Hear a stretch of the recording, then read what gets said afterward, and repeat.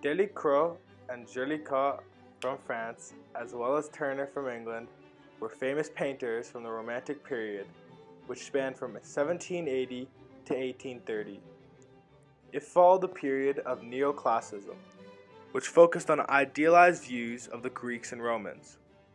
Romanticism turned the rational and accurate views of the world and instead focused on emotions and feelings.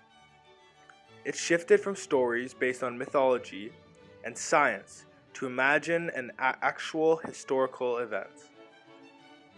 In France, because of the struggle for freedom and equality taking places during the French Revolution, French artists during the time painted scenes showing the current events and other influential historical events. Painters started showing individual feelings and perspectives in their works. Even the American Revolution influenced these European artists since there was a wave of national pride and identity. There was this sense of renewal, so there was always a return to the simpler things in life. As a result, there were more paintings of landscape, the countryside, and the powers of nature. In fact, many painters started painting the outside, which was quite uncommon. Each of the painters were influenced by historical events that were of interest to them. Delacroix painted the massacre of Chios, the death of Sandin-Pos, and of course his most famous art which depicted the French Revolution. Turner too was influenced by historical events that occurred during his lifetime. His most famous subject was the burning House of Parliament. And of course another famous painting which was depicting the true historical event of the slave ship Zong, whose captain in 1978 had thrown overboard sick and dying slaves so that he could collect insurance money available only for slaves lost at sea. Géricault was also influenced by historical events. His most famous painting shows the scene when a French Navy boat crashed on its way to the Crete colonies in West Africa. The governor of the colony and the top ranking officers escaped on the 6 lifeboats, leaving the remaining 147 passengers to be crowded onto a raft. The artist, during the Romantic era, wanted to show mood, emotion, and physiological states. It is based off feeling and how the artist is feeling during that point in time. Romantic art is characterized both by its unique brushwork and its subject. Romantic paintings will often show the struggle of a man and nature, or a man against himself. Romantic artwork was darker and featured Gothic elements. The colors, often dark, were carefully chosen to convey mood and expression. They would use dark colors if it was someone of a lower class than average, and darker skin as well. Bold brushstrokes were used for skies and landscapes, but precise lines were used for human figures and objects in the foreground. Color is one of the most important characteristics of Romantic art. Romantic artists, brilliant and bright colors. In many Romantic paintings, the skies are dark or cloudy.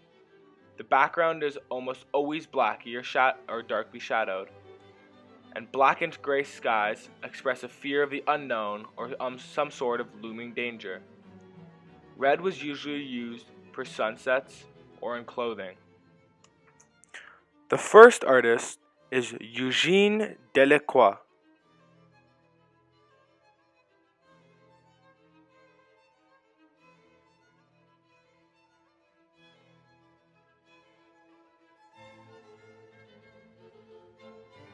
Many of Delacroix's work came up for auction each year, but most are drawings or watercolors.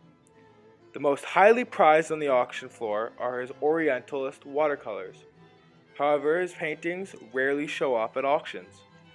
Only 5 or 6 come up each year, and his largest canvases are all in museums.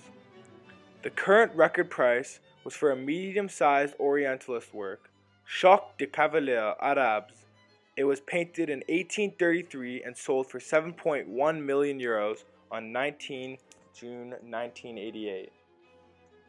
Liberty Leading the People is commemorating the French Revolution of 1830, which toppled King Charles X A woman as portrayed as a goddess of liberty, and she is leading the people forward over a barricade, and fallen bodies are everywhere. Eugene Delacroix said that even though he didn't fight, he felt like he did his part as an artist during this time to paint and commemorate the people who fought and died. The woman in the painting was not someone Delacroix saw fighting, but a representation of what liberty would look like in a human form. There's a lot of symbolism in this painting, but most notably are the flags of the French people. They represent the beginning of the revolution and the end of a riot, as a citizen put it. We see the Cathedral of Notre Dame in the background.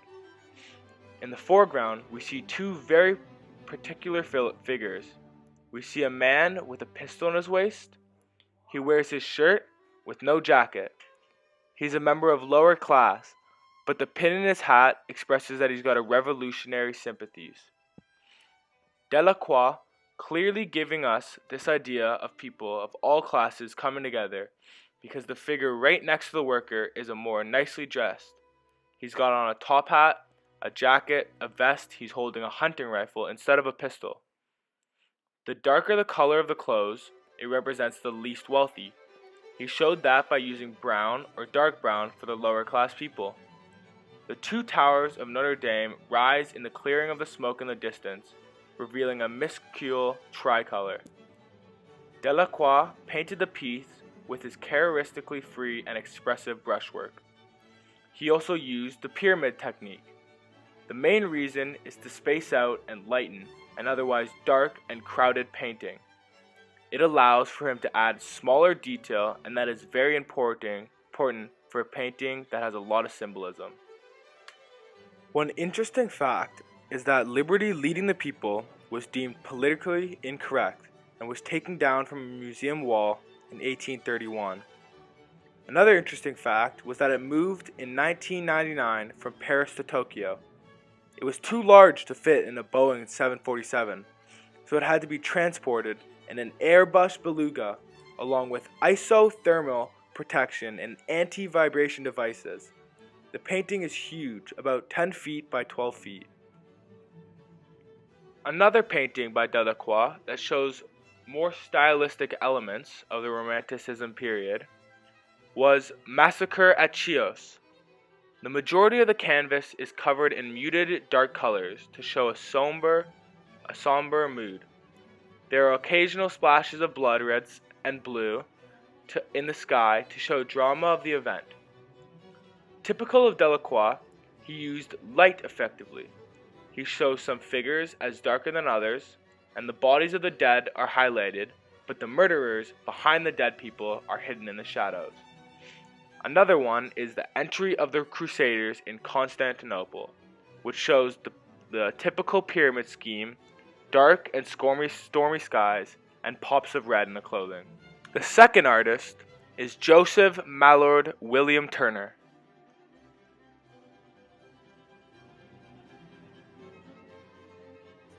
The first thing that you see in the slave ship painting is the huge deep red sunset over a stormy sea, showing that a storm is coming. One can see a ship sailing off in the distance. The mast of the ship is red, matching the blood red color of the sky. The water is a sickly color and blurs the lines between various objects in the painting. The ship's sails are up, revealing that it is preparing for a typhoon. In the foreground can be seen a number of bodies floating in the water. Their dark skin and changed hands and feet indicate that they are slaves thrown overboard from the ship. Looking even more carefully, one can see fish and sea monsters swimming in the water, probably preparing to eat the slaves. Turner used light brush strokes to create the sky. He used many dark colors and then a sudden burst of bright colors, like orange or red, to portray that there is a darkness and lightness in many scenarios. Turner's most expensive artwork ever sold was a work titled Giudecca la Donna della Salute in Saint-Georges, sold at Christie's in New York for $35.8 million. A quick fact about Turner's slave ship Even though slavery had been outlawed in the British Empire since 1833, Turner and many other abolitionists believed that slavery should be outlawed around the world. Turner showed his painting during the anti-slavery conference intending for Prince Albert, who was speaking at the event, to see it and to be moved to increase British anti-slavery efforts. These next paintings by Turner show his typical techniques. He really plays around with color and light and creates more of an atmosphere. There is little precise lines or clear objects. It is all blurry and all colorful. There is a lot of real estate on the canvas dedicated to the sky and the surrounding environment versus objects within the scene. The last and final artist is Theodore Géricault.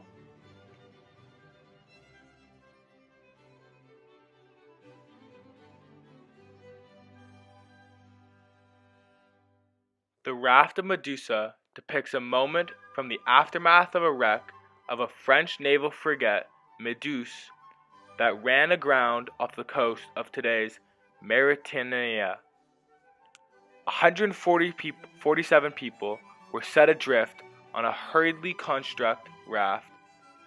All but 15 died in the 13 days before they were rescued.